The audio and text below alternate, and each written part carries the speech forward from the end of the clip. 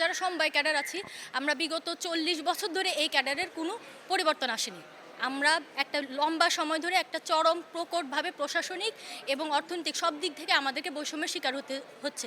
যেহেতু আমরা একটা পরিবর্তিত সমাজের কথা বলছি, এই পরিবর্তিত সমাজে আমাদের সমবায়ের এত বৃহৎ একটা খাতকে যদি আমরা দূরে রেখে মূলধারার অর্থনীতি আসতে চাই সেটা সম্ভব না। এজন্য আমরা আমাদের দাবি নিয়ে এখানে উপস্থিত হয়েছি যেন আমাদের আমাদের যে অন্তর্বর্তী সরকার রয়েছেন তারা আমাদের এই বিষয়টি তাদের দৃষ্টিতে নিয়ে আসার জন্য তাদের দৃষ্টি আকর্ষণ করা যে আমাদের কিভাবে আমরা একটা বিশাল বৃহৎ একটা গোষ্ঠী আমরা কিভাবে বঞ্চিত হচ্ছি। আমরা একই বিসিএস পরীক্ষা দিয়ে দেখা যাচ্ছে যে কম্পিটিটিভ পরীক্ষা দিয়ে আমি আসছি, আমার সমসাময়িক অন্যান্য সবাইরা পদোন্নতি নিচ্ছে এবং আমাদের প্রশাসনিক যে পদবিন্যাস সেই অনুসারে সে ফার্স্ট গ্রেডে চলে যেতে পারছে।